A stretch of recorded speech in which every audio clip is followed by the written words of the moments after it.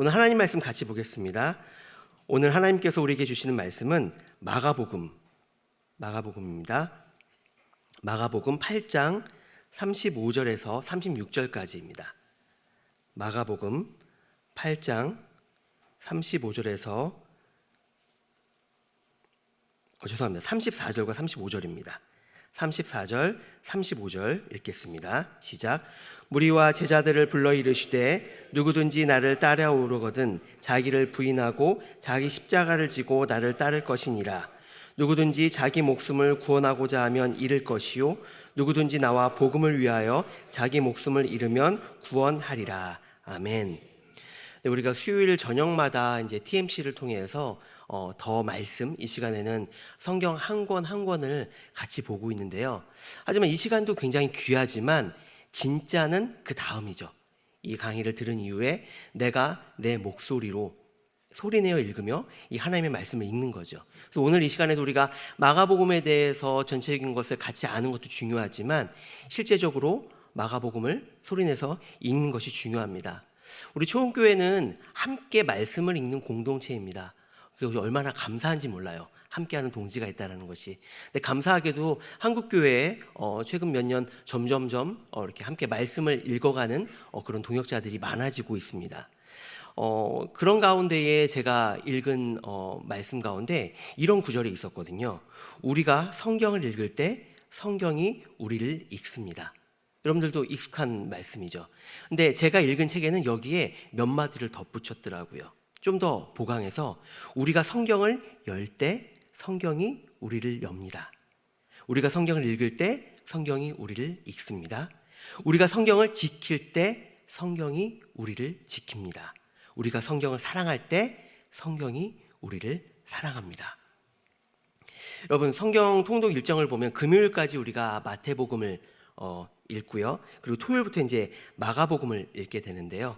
이 말씀이 육신이 되어 우리에게 오신 그 예수님이 누구신지, 또 무엇을 하셨는지, 그 일이 어떤 의미가 있는지, 이 말씀 되신 예수를 열 때 우리를 열어주실 것이고, 우리가 그분을 읽을 때 그분이 우리를 읽어주실 것이고, 우리가 그분을 지킬 때 그분이 우리를 지켜주실 것이며, 또 우리가 그분을 사랑할 때 그분이 우리를 사랑하신 줄로 믿습니다. 2주 전에 우리가 마태복음을 했어요. 지난주는 저희가 한 주 쉬었는데요. 복음서 전체의 개관을 다루었고 또 마태복음을 봤고요. 근데 오늘은 그 가운데 이제 두 번째 책인 마가복음을 함께 보려고 합니다. 그래서 그 마가복음은 어떤 특징이 있는지, 또 우리가 마가복음을 읽으면서 어디에 중점을 두어야 하는지 그것을 먼저 알아보고요. 두 번째로는 마가복음 전체 구조가 좀 어떻게 되어 있는지, 전체 그림을 보면 읽을 때 저희가 좀 더 용이하게 말씀을 이해할 수 있겠죠. 그런데 마지막으로는 조금 전에 읽은 그 말씀을 풀고 오늘 수요 강좌를 매듭 지으려고 합니다. 첫 번째는 이 마가복음의 개요 및 특징입니다. 여러분 토요일부터 이제 마가복음을 읽으시면요, 그냥 처음 읽는데 굉장히 익숙한 느낌이 드실 거예요. 왜냐하면 첫 번째는 마태복음을 우리가 먼저 읽었기 때문에 마가복음에 이렇게 겹치는 내용이 많거든요.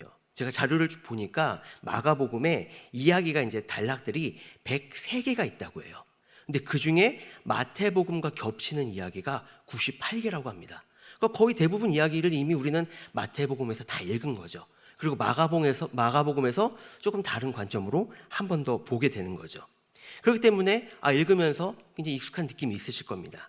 또 두 번째는 우리 초원교회는 강해 설교를 하는 교회죠. 그래서 이 마가복음을 저희가 2022년에, 물론 여기 안 계신 분도 있었겠지만 2022년에 1월부터 12월까지 거의 1년 동안 주일 강단에서 계속 강해 말씀을 전했습니다. 그래서 1장 1절부터 마지막까지 저희가 다 다루었고, 또 작년 2024년 2월 때에는 또 아침 예배 본문이 마가복음 뒷부분이어서 또 마가복음까지 해서, 그래서 여러분 유튜브에 들어가셔서 플레이리스트를 누르시면요, 거기에 그 말씀별로 또 행사별로 이 설교들이 이렇게 묶여져 있거든요. 그 가운데 마가복음이 있습니다. 보면은 72개나 마가복음 말씀이 있어요.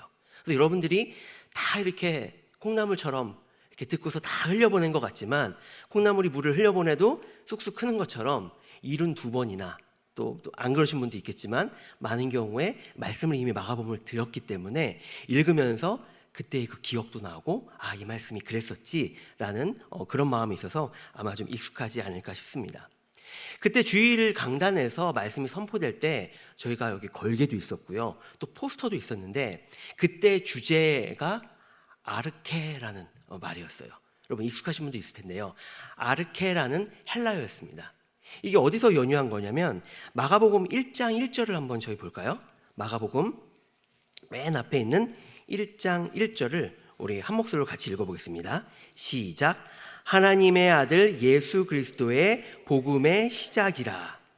여러분 여기 보면 우리말은 하나님의 아들 예수 그리스도 이렇게 시작되지만 영어 성경을 보면 The beginning of gospel 하면서 처음 시작이란 말이 맨 앞에 나오거든요.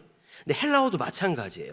헬라어도 맨 처음 시작하는 말이 그 The beginning의 그것을 헬라어로 표현한 아르케라는 말입니다. 그렇기 때문에 복음서가 시작될 때에 그 시작이 바로 아르케, 이렇게 처음을 맞이하는 거죠. 근데 이 시작이라는 말이 히브리어에도 보면 있는데요, 우리가 창세기 1장 1절을 보면 뭘로 시작하죠? 태초에 하나님이 천지를 창조하시니라 라고 하는데, 그 처음에 태초에 그 말도 히브리어로는 베레시트라고 하는데 그것도 시작이라는 이 아르케와 같은 뜻으로 볼 수 있습니다. 그래서 처음에 창세기를 하나님께서 베레시트, 태초에 시작하시면서 한 것처럼 이 마가복음도 사실 4개의 복음서 중에 가장 먼저 쓰이지 않았습니까?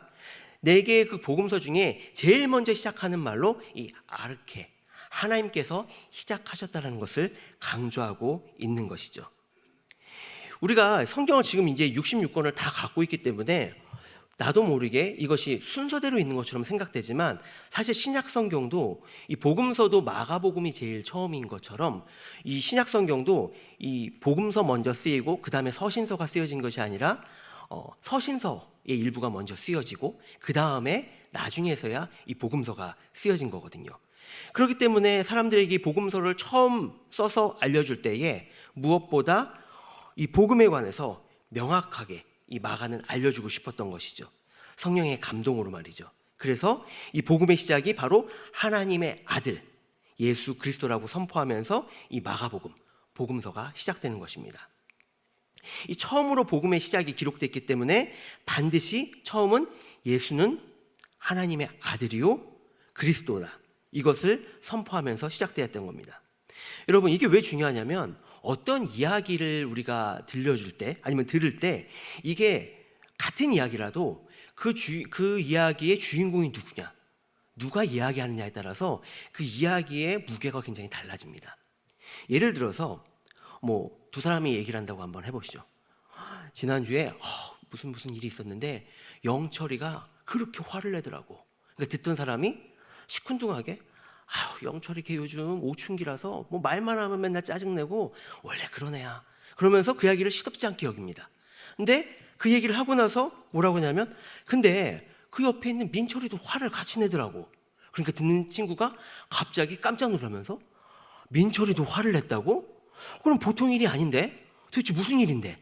분명히 아까 얘기를 다 했는데도 불구하고 그때는 그냥 한 귀로 흘려들었는데 민철이가 주인공이 되니까 그 민철이라는 친구는 평소에 선비다 같았고 화를 안 내는 친구였나 보죠. 그러니까 듣는 사람이 갑자기 관심을 가지면서 어떠한 이야기인지 귀를 쫑긋 세우는 거죠. 마찬가지로 이 마가복음이 전해졌을 때, 쓰여졌을 때에도 예수님이 이미 계신 것을 그 사람들은 알았죠. 왜냐하면 마가복음이 예수님이 부활하신 이후에 한 30년, 40년 후에 쓰여졌다고 우리가 보는데요. 여러분 30년 전이면 사실 1990년대 초반, 우리 어느 정도 이렇게 다 알고 있지 않습니까? 그런데 그 시간에서 사람들이 예수님에 대해서 나는 예수를 본 적도 있어, 나 오병이어 때 나 그 자리에 있었어 라는 사람도 아마 마가복음 쓰여졌을 때 있었을 것입니다.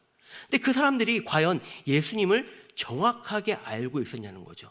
어떤 사람은 나사렛에서 유명했던 사람들 있잖아, 그 예수라고 있었어, 이 정도로, 그때 막 기적 일으키고 그때 한참 센세이션을 일으킨 사람이 있었어, 이 정도로 예수님을 그냥 평가절하하는 이야기도 많이 떠돌았을 것이죠.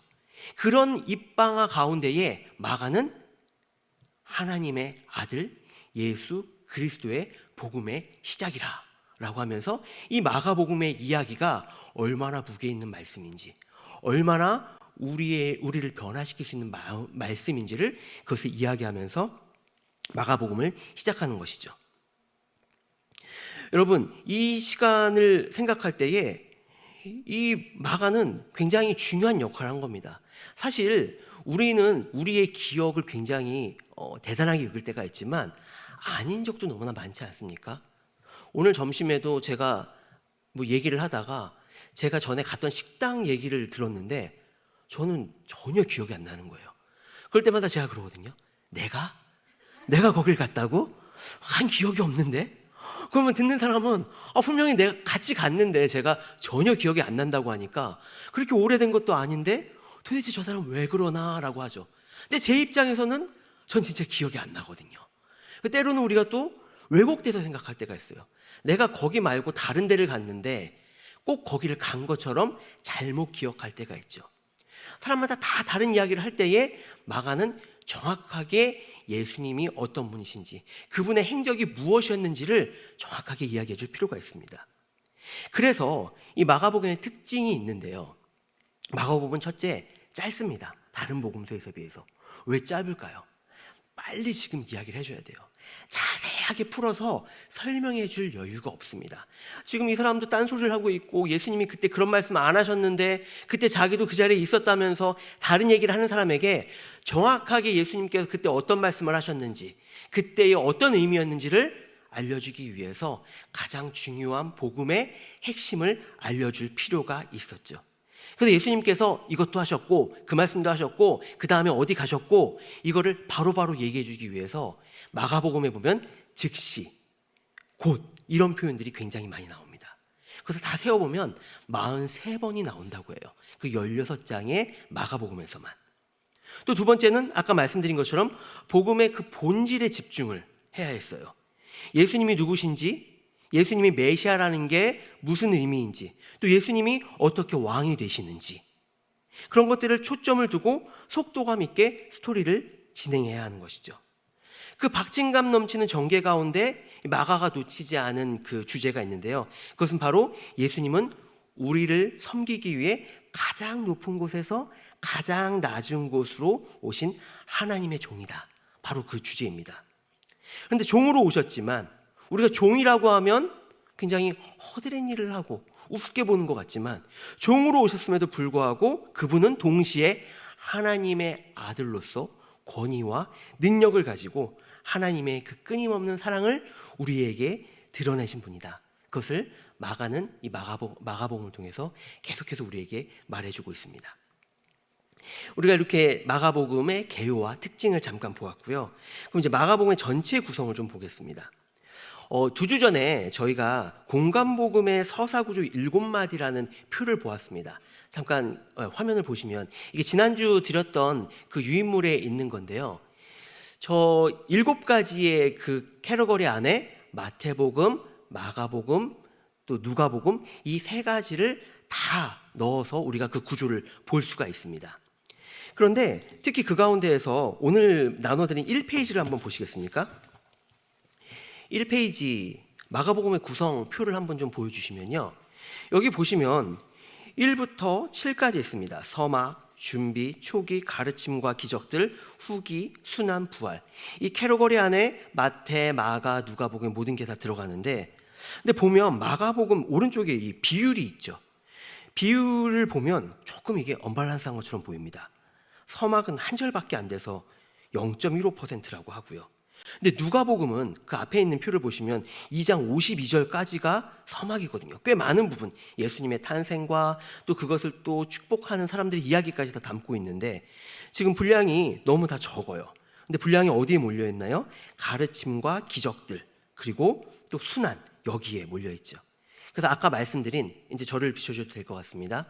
아까 말씀드린 그 예수님이 순환받는 우리를 위해서 가장 높은 곳에서 낮은 곳으로 오신 그 종이라는 것을 더 부각하기 위해서 오셔서 가르쳐 주시고 또 기적을 베푸시고 또 순환당하신 이야기를 마가는 집중적으로 이야기를 하고 있습니다.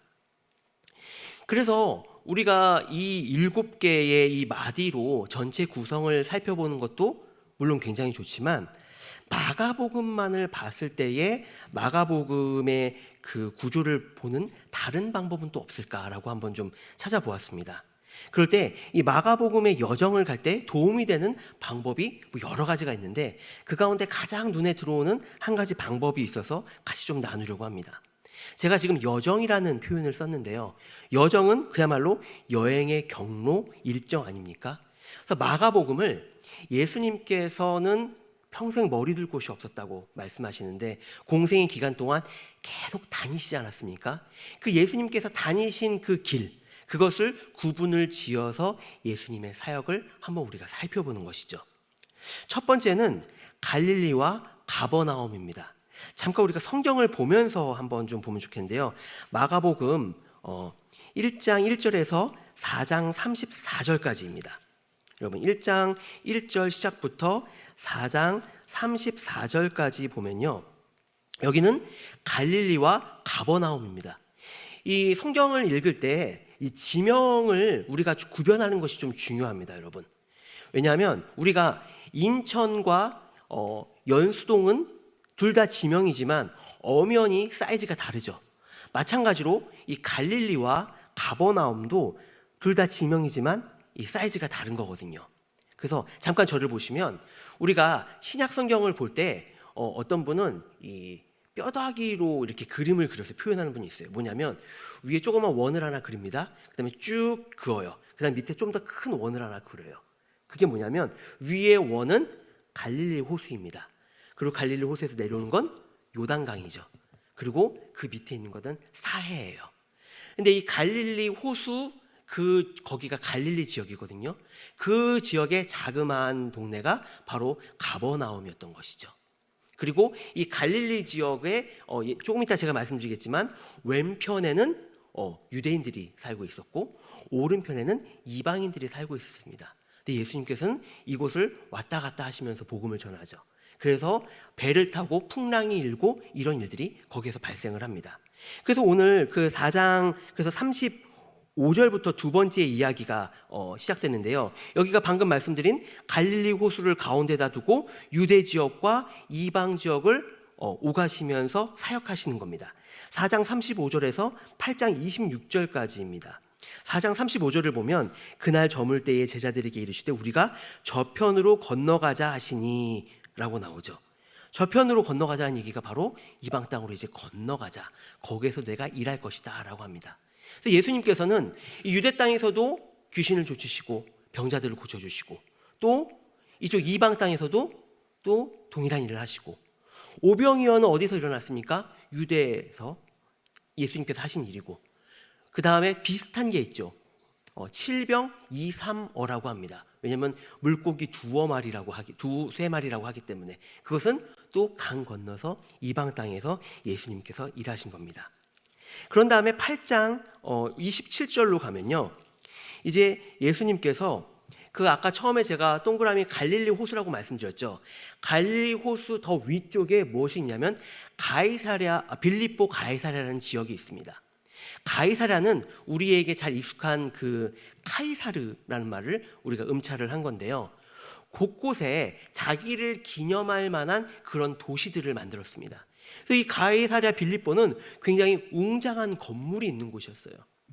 근데 예수님께서 역설적으로 그곳에서 제자들에게 물어보십니다.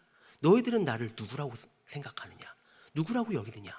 그랬더니 베드로가 주는 그리스도시요 살아계신 하나님의 아들이십니다 라고 고백을 하죠.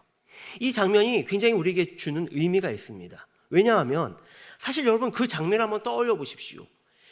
거기 그 황제를 기념하기 위해서 얼마나 대단하게 건물을 지었겠습니까? 근데 예수님의 모습은 그렇게 그럴듯한 옷을 입으셨을까요? 행색이 그렇게 대단해 보이지 않았을 겁니다. 거길 따르는 제자들도 그렇게 멋들어 보이지 않았을 겁니다. 누가 저 멀리서 보면 굉장히 초라한 무리들이 거기에 구경 온 것처럼 보였을 것입니다. 그런데 그런 겉모습과 상관없이 예수님께서는 어떠한 고백을 들으십니까? 주는 그리스도시요 살아계신 하나님의 아들이십니다. 이것은 베드로가 지혜로워서 하는 고백이 아니라 예수님께서 주의 영을 통해서 베드로를 통해서 선포하게 하시는 하나님의 일이신 거죠.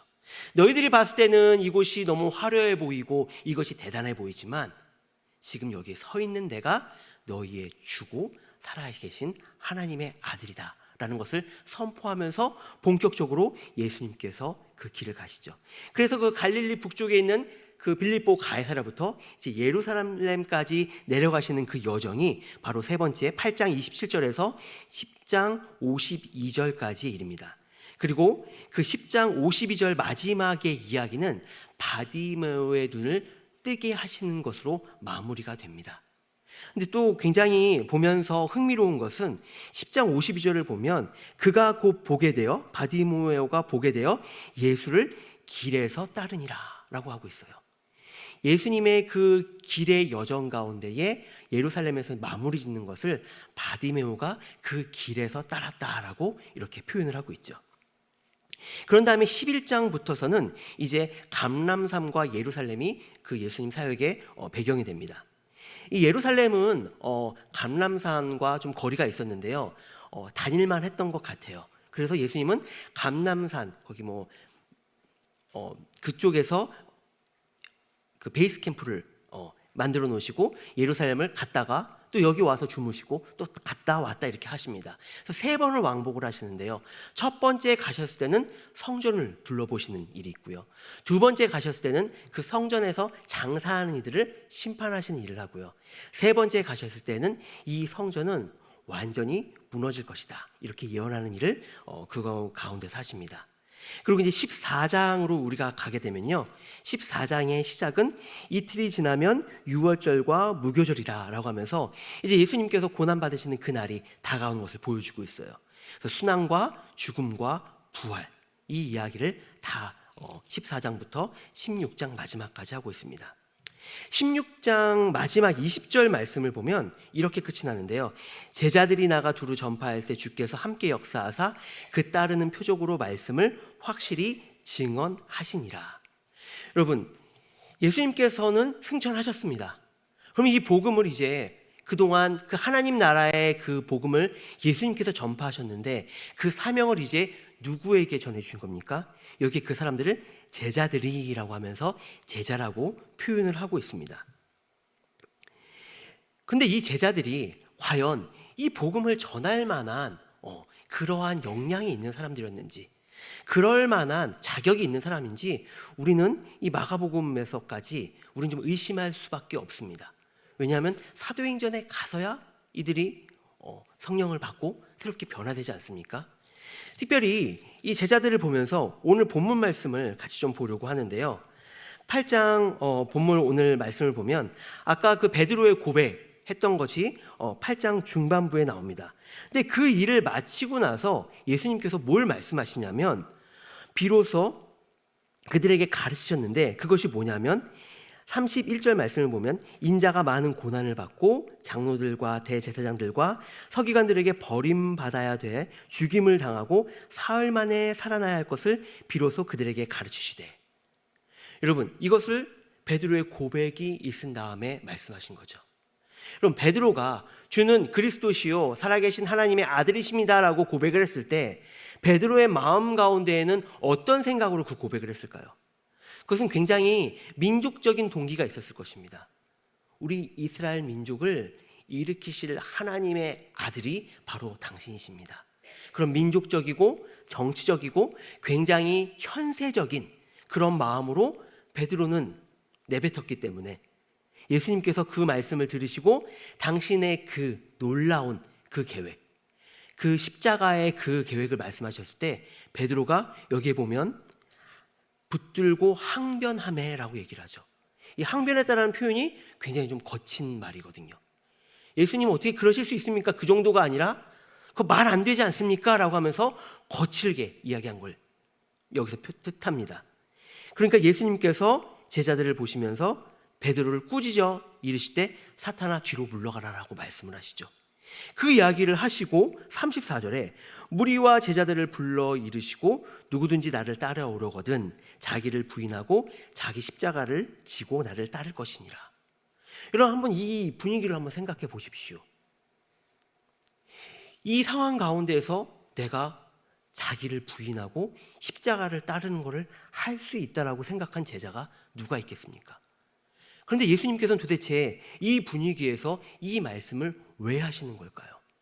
저는 예전에 이 말씀을 읽었을 때에 이 얘기를 이 상황에서 듣고서 제가 따르겠습니다라고 할 수 있는 사람이 누가 있을까? 그가 한 가지와 두 번째는 이 본문을 가지고 말씀을 나눌 때마다 너무 부담이 되는 거죠.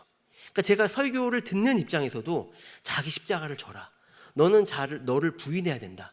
그 얘기를 들었을 때에 무언가 나는 행복하지 않고 나는 무언가 짊어지고 평생 일반 사람들이 누리는 행복은 갖지 못한 채 어려운 길을 늘 따라야 하는 그런 늘 눈물과 아픔을 지니고 살아야 하는 이것이 나의 숙명이라고 얘기하면서 나아가는 그런 것이 꼭 나에게 주어진 것처럼 오해하고 착각할 때가 있었죠. 제가 목회의 길을 갈 때 저를 격려하시느라 그렇게 말씀하시는 분들이 종종 있었어요. 특별히 처음 신학교를 갈 때 그 길을 가려고 해. 그 십자가를 지려고 해. 그 어려운 걸 왜? 아이고 어쩜 좋아. 무슨 말씀인지 저도 알아요. 그것이 힘들다고 여기는 그 사랑의 마음도 알아요. 근데 제가 목회도 하고 또 살아보니까 우리 성도님들의 삶도 만만치 않던데요.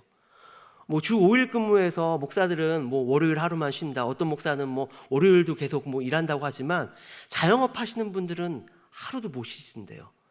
명절 때도 계속 일하시던데요. 그 경제적이고 힘든 것들, 그 짊어지시는 것들이 만만치 않던데요. 목사만 십자가를 지는 게 아니라 사실 그런 어떤 어려움으로 보면 우리 다 마찬가지 아닙니까? 예수님께서 비단 너희들 나를 따르는 게 쉽지 않아. 너희들 그렇게 편안하게 살 수 없어. 이제는 좀 어려운 길 가야 돼. 이 말씀하려고 이것을 주신 것일까요? 여러분, 이 말씀을 볼 때 우리는 무엇을 생각할 수 있을까요?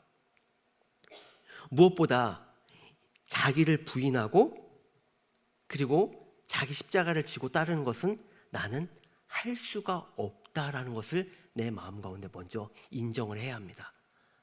이건 난 못한다. 예수님 뭐지? 우리가 못하는 걸 왜 시키시지? 근데 예수님의 명령이 여러분 보면 우리가 꼭 할 수 있기 때문에 주시는 것이 아니라 우리가 하는 것이 마땅하나 우리의 그 안 되는 것을 아시기 때문에 그래서 그 높고 높은 하늘에서 이 낮은 땅으로 오신 거 아니시겠습니까? 세상에서 섬기는 종교의 어떤 신이 그 하늘에서 이 땅으로 자신이 인간의 몸을 입고 온단 말입니까? 왜 마가는 예수님을 낮은 종으로, 섬기는 종으로 표현했을까요? 바로 우리에게 오셔서 우리가 할 수 없는 것을 그분이 지셨기 때문 아니겠습니까? 우리는 자기 십자가도 질 수 없는 존재라는 걸 아시기 때문에 예수께서 친히 죄 없으신 그분이 십자가를 지시고 골고다 그 언덕에서 피를 흘리시고 우리를 위하여 나아가신 거 아니시겠습니까? 예수님께서 이 말씀을 전할 때 제자들을 보면서 너희들 좀만 힘내면, 너희들 좀 더 수련하면 너희들 자기 부인할 수 있어. 너희 십자가 질 수 있어. 아니면 내가 한 번만 딱 만져주면 순식간에 변화될 수 있어. 그런 것이었을까요? 예수님은 아셨을 거예요. 지금도 그리고 이후에도 여전히 어떤 사람은 좀 더 나을 수도 있겠죠. 그럼에도 불구하고 여전히 결정적인 순간에서는 자기를 부인하지 못하고 자기를 사랑하고 자기 십자가를 지지 못하고 여전히 나에게 뭐가 좋은 걸까? 나에게 뭐가 유익할까? 그것을 떠올리는 우리의 모습을 예수님께서는 꿰뚫고 보셨을 것입니다. 그럼에도 불구하고 친히 당신께서 십자가를 지시며 이 명령을, 이 말씀을 우리에게 주신 것이죠. 그렇기 때문에 이것은 너희가 이렇게 해야 제자가 될 수 있다라는 말씀이 아니라 너희들은 내가 그렇게 제자 삼았기 때문에 너희들은 이 능력이 되지 않아도 너희들은 이렇게 나아갈 수 있어 라고 하는 거죠. 근데 우리가 이 말씀을 들을 때에 때로 착각하는 것이 있습니다. 세상 사람들이 왜 도대체 교회 다니는 사람들은 다 용서받았다 하고 아무렇게나 살아? 이렇게 우리를 비난할 때가 있죠. 영화 밀양에서도 그런 비슷한 이야기도 있지 않습니까? 그런데 이것은 예수님께서 우리에게 해줄 수 있는 말씀이지 우리가 스스로 할 수 있는 이야기가 아닙니다. 예수님께서 친히 십자가를 져주셨기 때문에 너는 못하지만 내가 십자가를 져서 너 이렇게 할 수 있어. 너를 내가 이렇게 제자로 세워줄 거야 라고 말씀할 수 있지만, 내가 제자이기 때문에 나는 뭐 예수님께서 다 해주실 거야 라고는 할 수 없다는 것이죠. 여러분, 우리가 서로가 같은 결과가 있더라도 서로 다르게 보는 것이 굉장히 중요합니다. 제가 한 차례 말씀드린 적이 있는데, 제가 처음 목회를 배운 곳은 굉장히 신학교의 학생들을 배려하는 교회였습니다. 그래서 굉장히 눈이 많이 왔을 때, 미국 중북부였기 때문에 눈이 한번 오면 엄청 쌓입니다. 학교도 문을 닫고. 그러면 그럴 때 우리 전도사들은 학교를 안 가기 때문에 교회를 생각합니다. 교회 눈은 누가 치울까? 교회 눈 가서 같이 치워야 되지 않을까? 교회에 전화를 해서 거기 부목사님께 전화를 합니다. 교회 눈 치워야 되지 않습니까? 저희 오늘 학교 문 닫아서 갈 수 있습니다. 그런데 담임 목사님이, 전도사님들은 주중에는 공부 열심히 하세요. 우리 교회에서 교육 전도사지만 전도사님들은 앞으로 한국 교회들을 섬길 사람이기 때문에 무엇보다 제일 중요한 거는 공부해야 되는 겁니다. 눈은 알아서 치울 테니까 전도사님들은 공부하세요. 제 마음 가운데 그때 처음 목회를 배울 때에 이거구나. 나는 교회에서 오지 말라 해도 나는 가서 일을 하고, 교회는 반대로 오겠다 해도 오지 마라 라고 하는 것이 그게 맞는 거구나. 근데 제가 막 얘기를 들어보면 반대인 경우도 안타깝게 너무 많더라고요. 교회에서는 어떻게 되든지 교회로 계속 와서 일 시키려 하고, 사역자는 어떻게든 내 시간을 확보해가지고 안 하려 하고, 이러면 너무 마음이 아픈 거죠. 근데 우리와 예수님과의 관계 가운데서도 예수님께서는 우리에게 내가 너를 제자 삼았으니까, 내가 너를 자녀 삼았으니까, 내가 모든 죄짐을 지었으니 너는 더 이상 거기에 얽매이지 마라. 너는 자유해라. 그렇게 말씀하실 때에 우리는 오히려 주님, 제가 아무 자격이 없는데 주님 어떻게 저에게 이런 은혜를 주십니까? 어떻게 이런 마음을 주십니까? 주님, 제가 더 좁은 길로 가겠습니다. 주님, 제가 더 기꺼이 고난 가운데 있겠습니다. 주님, 제가 더 편한 걸 선택할 수 있지만 제가 주님 위해서 기쁘게 이 일을 하겠습니다 라고 나아가는 것이 바로 제자된 우리의 모습이겠죠. 그런 마음을 가지고서 오늘 본문 말씀을 읽어보니까, 무리와 제자들을 불러 이르시되 누구든지 나를 따라오려거든 자기를 부인하고 자기 십자가를 지고 나를 따를 것이니라. 여기에서 누구든지라는 그 말씀에 방점이 찍히는 거죠. 내가 많이 애쓰고, 내가 어떠한 자격을 갖고, 내가 뭐 꽤 다른 사람보다 헌신했다고 해서 내가 부르심을 받는 것도 아니고, 또 못했다고 해서 버림받는 것도 아니고, 누구든지 예수님의 그 시선 가운데 있기만 하면, 주님께서 나를 만나주시고 나를 불러주시기만 하면 나는 주님의 그 길을 갈 수 있구나. 여러분, 자기를 부인하고 그 십자가를 지고 가는 길, 우리가 어떻게 할 수 있습니까? 그런데 그것을 할 수 있게 되는 게 바로 주님께서 제자로 나를 불러주시고 누구든지 라면서 나를 안아주시고 불러주실 때에 우리는 그것에 응답하면서, 나는 능력 없지만, 나는 할 수 있는 마음 없지만 나를 부인하고 자기 십자가를 지고 갈 수 있는, 또 더 이어서 35절에 자기 목숨을 구원하고자 하면 잃을 것이요 누구든지 나와 복음을 위하여 자기 목숨을 잃으면 구원하리라. 여러분, 어떻게 우리가 내 목숨을 기꺼이 잃겠다라고 말할 수가 있습니까? 왜냐? 나를 이미 살리신 예수 그리스도께서 나를 안아주시고 있기 때문에. 우리가 지금 계속 에베소서 말씀을 주일마다 나누고 있는데요, 참 마음 가운데 은혜되는 그 한마디가 있지 않습니까? 예수 안에서. 여러분, 예수 안에서 그거 한마디면 우리가 밖에서 아무리 사람들의 인정을 받아도 시간이 지나면 다 없어지지 않습니까? 다 허무해지지 않습니까? 그러나 세상 사람들이 아무리 알아주지 않더라도 내가 예수 안에 있기만 하면, 예수 안에서 그것만 있으면 내가 목숨을 잃어도 나를 다시 살려주시는 주님이 계신데 내가 무엇이 두려울 수 있겠습니까? 참으로 어찌 보면 오늘 이 말씀이 부담되고 힘든 말씀이지만, 예수 안에서의 이 말씀을 넣기만 하면, 주님 그렇습니다, 나는 할 수 없지만 주님께서 하십니다, 주님의 능력으로 나아갈 수 있을 줄로 믿습니다. 우리 마음 가운데 그러한 놀라움이 있을 줄로 믿습니다. 오늘 이 말씀을 마가복음을 적은 마가도 그렇지 않습니까? 마가가 여러분 어떤 사람입니까? 마가는 바나바의 조카였습니다. 근데 마가가 여러분 사도행전 그 전도여행을 보면 1차 전도여행을 가다가 중간에 힘들다고 이탈하지 않습니까? 그래서 2차 여행을 할 때에 이 마가 때문에 이 바나바와 이 바울이 싸웁니다. 다투는 것이 나옵니다. 이 다툼의 유발자가 됩니다. 그리고 이 마가의 다락방처럼 이 다락방이 그렇게 많은 사람들이 모일 만한 집은 굉장히 좀 부가 있는 집이거든요. 그러니까 우리가 성경에 대놓고 마가는 부잣집 도련님이었다 이렇게 나오진 않지만 그랬을 것이다 라고 우리가 추정할 수 있죠. 그래서 마가복음 14장 51절과 52절을 보면 마가가 자기 자신을 이렇게 드러내는 말씀이 있는데, 한 청년이 벗은 몸에 배 혼이불을 두르고 예수를 따라가다가 무리에게 잡힘에 배 혼이불을 버리고 벗은 몸으로 도망하니라. 8장 아까 우리 말씀엔 자기를 부인해야 된다고 거기에 나중에 마가가 적었지만, 이때는 예수님을 부인하고 도망친 사람이 바로 마가였습니다. 그러나 마가가 주 안에 있을 때에, 마가가 그 사도 바울과 바나바의 다툼의 유발자가 되었지만 나중에는 어떻게 됩니까? 마가는 내가 아끼는 자라고 사도 바울이 이야기를 하죠.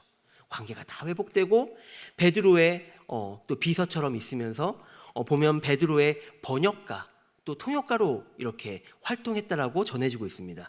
왜냐하면 베드로가 베드로 전후서를 적고 또 여러 가지 이야기를 할 때에 헬라어로 적혀 있지 않습니까? 베드로가 그만큼의 실력이 있다라고 보기는 힘들 텐데 이 마가가 그것들을 돕고 같이 한 것으로 보죠. 그래서 이 마가복음도 베드로의 여러 가지 증언들을 통해서 마가가 그것을 적었고 성령의 감동으로 이 마가복음을 기록했을 것이다라고 우리는 추정을 할 수 있습니다. 여러분, 마가도 이렇게 예수 안에 있을 때에 마가복음을 적을 수 있는 사람으로 변화되었습니다. 우리는 어떻겠습니까? 우리 가운데에 주께서 주신 십자가를 귀하게 여기는 마음이 있을 때에 우리 또한 그런 변화가 있을 줄로 믿습니다. 마지막으로 고린도전서 1장 18절 말씀을 우리 자막이 있는데요, 한 목소리 같이 읽어보겠습니다. 시작. 십자가의 도가 멸망하는 자들에게는 미련한 것이요 구원을 받는 우리에게는 하나님의 능력이라. 아멘. 여러분, 오늘 마지막으로 이 찬양의 고백을 드리며 오늘 주신 말씀을 한번 마음 가운데 좀 새겨보기를 원합니다. 우리가 한 2번 정도 같이 불렀던 세상을 사는 지혜라는 찬양인데요, 여기에 보면 그제서야 주님을 찾습니다라는 가사가 있습니다. 왜 우리는 평소에도 예수 안에 있지 못하고 정신없이 세상을 살고 마음의 먹먹함이 내 삶을 짓누를 때야 예수 안에 있고 싶다라고 갈망하는 것일까요? 그런데 우리는 예수 밖에 있는 것 같지만 여러분, 우리가 주목할 것은 이미 우리는 예수께서 우리를 품으셔서 그 안에 우리를 간직하고 계셨습니다. 그래서 우리가 바랄 것은 주님, 이미 우리를 사랑하신 그 주님의 사랑을 알게 하여 주시옵소서. 나를 지켜주시는 그 주님을 바라보며 살게 하여 주시옵소서. 그 주 안에 있을 때에 내가 그럴 능력 없지만 나를 부인하고 나의 십자가를 지고 주의 그 십자가의 길을 지혜롭게 따라갈 수 있는 줄로 믿습니다. 이 마음의 고백을 가지고 우리 함께 이 찬양의 고백을 주님 앞에 올려드리겠습니다.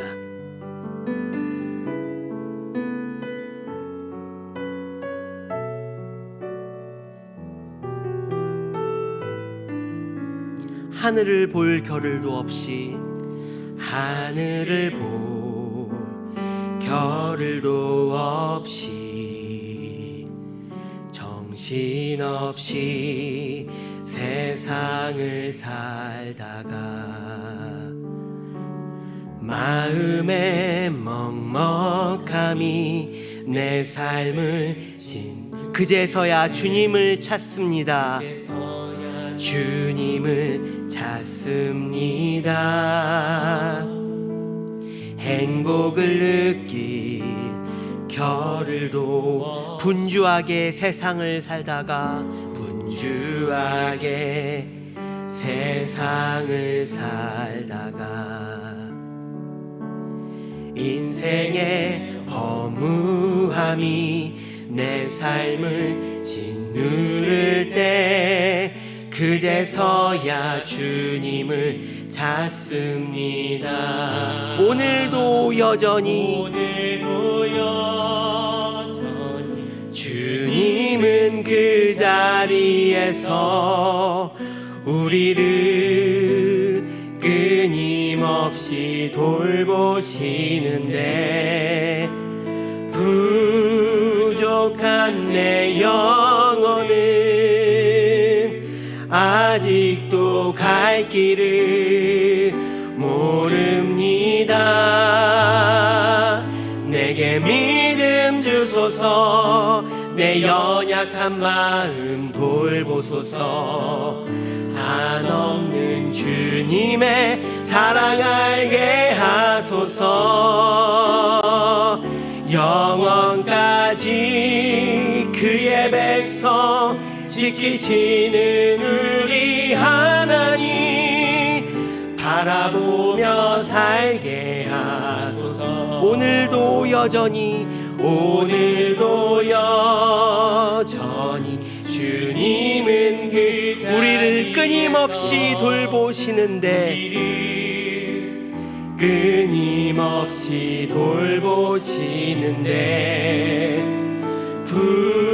부족한 내 영혼은 아직도 갈 길을 모릅니다. 내게 믿음 주소서. 내 연약한 마음 돌보소서. 한없는 주님의 사랑 알게 하소서. 영원까지 그의 백성 지키시는 우리 하나님 바라보며 살게 하소서. 이 시간 함께 기도할 때에 먼저 내 자신을 인정하면 좋겠습니다. 하나님, 내가 목사지만, 내가 집사지만, 내가 직분이 있지만, 내가 섬김이지만, 내가 성도라 하지만 여전히 하나님, 나는 나를 부인하는 것보다 나를 자꾸만 내세우고 싶습니다. 하나님, 나의 십자가를 지는 것보다, 주님 따라가는 것보다 하나님 편한 길을 자꾸만 곁눈질하게 됩니다. 그러나 하나님, 그럴 때일수록 내가 주 안에 있는 주님의 사람임을 다시 한번 기억하게 하여 주시옵소서. 하나님의 사랑 가운데에 주님을 찾는 주님의 백성이라는 하나님 마음을 이 가운데 새기게 하여 주시옵소서. 한없는 주님의 사랑을 알고 주님의 사랑 가운데 나아가는 주님의 백성 될 때에 아버지, 그 어떠한 고난과 그 어떠한 일도 하나님 기쁘게 감당하며 주와 동행하는 하나님의 백성, 주의 제자 되게 하여 주시옵소서. 우리의 마음을 주 앞에 올려드리며 우리 함께 기도하도록 하겠습니다. 하나님 아버지, 감사합니다. 우리에게 마가복음 말씀을 주시어서 가장 높은 곳에서 가장 낮은 곳으로 오신 그 예수 그리스도, 섬기시는 그 주님을 바라보게 하시니 감사합니다. 하나님, 주님의 그 섬김의 자리는 십자가였습니다. 아무 죄 없는 주께서 먼저 십자가를 지시고 하나님, 자격 없는 나를 위해 죽으시고 아버지 부활하시고 새 생명을 나에게 주셨습니다. 그러기에 하나님, 나의 어떠함보다 하나님 아버지 주님의 사랑을 너무 더 바라보기를 원합니다. 하나님이여, 주의 그 놀라우신 그 발걸음을 하나님 아버지 온전히 기쁘게 쫓아가기를 원합니다. 매 순간마다 하나님과 함께하면서 하나님의 은혜와 사랑 가운데 거하는 주님의 온전한 백성 되도록 주여 이끌어 주시옵소서. 하나님 아버지, 세상에서 꽤 유명한 사람, 꽤 현명한 사람을 만나기 위해서도 우리는 많은 시간과 물질과 에너지를 투자하는 것을 아끼지 않습니다. 그런데 주님, 지혜의 영이신 그 예수께서, 그 하나님의 말씀이 육신이 되어 이 땅에 오셔서 우리에게 친히 주신 이 말씀을 우리가 때로는 너무나 당연하게 여기지는 않았는지요. 하나님, 마태복음을 읽어나가고 또 토요일부터 마가복음을 읽으면서 또 앞으로 복음서와 하나님 또 서신서, 요한계시록까지 2025년 주께서 주신 시간을 하나님의 말씀 가운데서 예수의 영 안에 하나님 그 기쁨과 그 감격을 누리며 하나님의 백성답게 살아가는, 하나님 좁은 길을 기꺼이 따라가는 하나님의 온전한 백성 될 수 있도록 우리의 모든 길을 이끄시고 함께하여 주시옵소서. 감사드리며 예수님의 이름으로 기도합니다. 아멘.